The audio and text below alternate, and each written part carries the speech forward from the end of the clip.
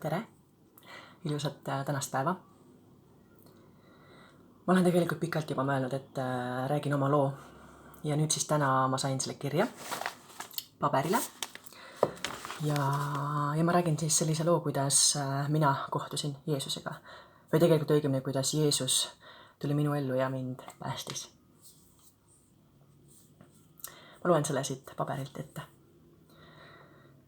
Kui ma olin väike, siis ma uskusin inimesi, usaldasin inimesi, armastasin inimesi. Kuni see maailm lõpuks, ta ei hoolinud sellest, ei hoolinud minu armastusest. Ja ma läksin katki, ma ei osanud ise oma elu hoida. Ma ei osanud enam elada, nii palju valu ja valet ja ärakasutamist. Ma muutusin ise täpselt samasuguseks. Vihkasin inimesi, otsisin vastuseid joogast ja meditatsioonist. Elada oli ikka megavalus.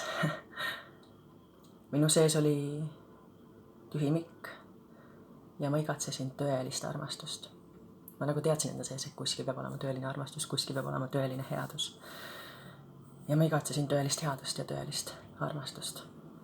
Igatsesin päris kodu.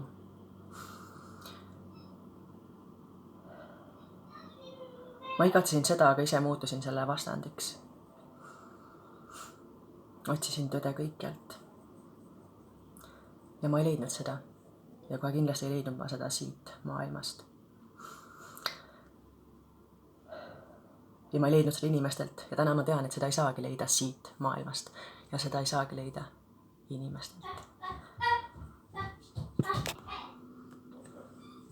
Ja ma tahtsin siit elust ära minna. Kahel korral tegelikult. Ja siis sekkus Jumal. Täna ma tean, et see oli Jumal. Ja ta ütles mulle, et leia tee, mis ühendab nii vaimse kui ka maise.